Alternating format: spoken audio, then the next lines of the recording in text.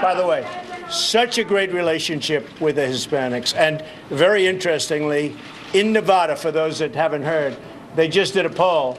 And I'm leading, not only am I leading by a lot in the poll, but almost more important to me, because I employ hundreds, and actually I employ thousands of Hispanics, and over the years, tens of thousands.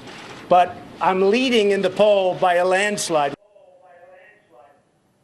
Well, when presidential candidate Donald Trump took his southern border tour today, he was met by fans who cheered his focus on illegal immigration and by critics who slammed him for what they call his hateful remarks about Latinos. And while neither of our next two guests went to the border today, this is an issue they both care a lot about.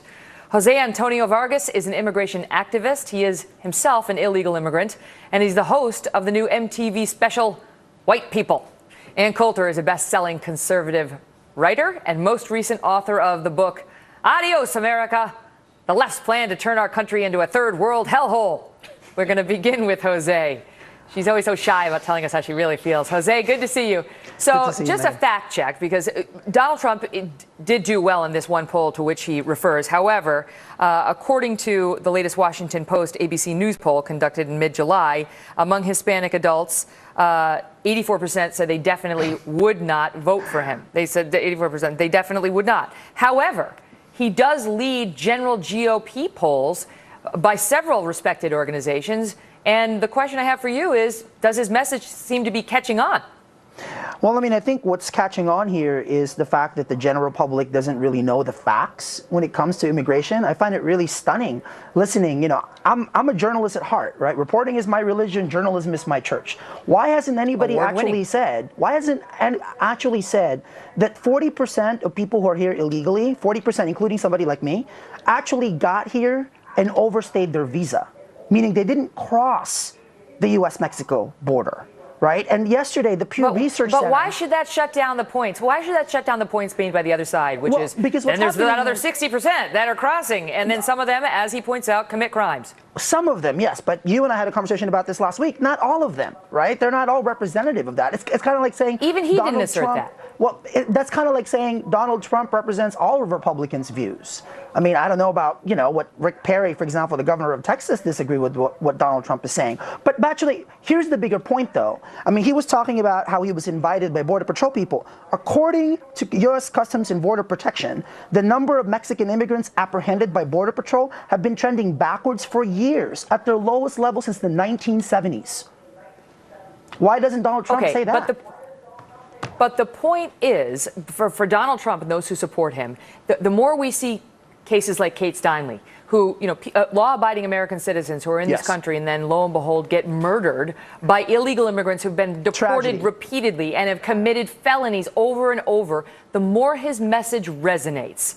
And people are looking for an answer. Illegal immigration, which was not at all at the top of most people's lists. It is for people like Ann. She's been making this an issue. But the GOP had been largely ignoring this for years, much to Ann's consternation. And now suddenly it's a top issue for folks. Well, here's what we do agree on. We need a solution. We need I'm undocumented. I'm on your show, right? Like, we need a solution to solve this problem. But Donald Trump spewing ignorant, you know, and hateful things at the border is not that solution. What is the hate? Get specific, Jose. What specifically did he say that was filth? I mean, the fact and you just listed that Washington Post poll, right? 84% of Latinos do not, which is why when Donald Trump says they love me, who is he talking about? By the way, there are 33 million Latinos in this country. How is that hateful or filth? I just want to zero down on it, Jose, because that's just this broad brush that people use. Because here's what's happening. When he talks about the rapists and the murderers, who exactly was he referring to? He was referring to... Well, you don't deny that some illegal immigrants who have come across the southern border are rapists and murderers, But that's like saying that's like any group of people. We can pick on any group of people and like take 5, 6, 7, 10 examples of it. Like, why So it was the failure brush? to contextualize it. Okay. Exactly. So Contextualizing it is really the failure. And by the way, back to my point. 34 million people in this country, Latinos of Mexican descent. 22 million of them are U.S.-born American citizens, right? When they hear that kind of language from Donald Trump, what do you think they think? Well, I guess it depends on who you ask, because there's some Nevada Hispanic Republicans who don't seem to have a problem with it at all. Well, but they don't speak for everybody. They don't speak for everybody. Jose, it's great to see you. Great to see you. Thanks for having me. Ann Coulter is also here. She has a different view. And first, let's just start with Trump. There's a lot to get to, including the president yesterday, expanded the rights of illegal immigrants already in this country in the face of heart-wrenching testimony we saw on Capitol Hill this week saying, please, please crack down. Instead, he basically went another direction. I want to get to that with you. But Trump, your take on today.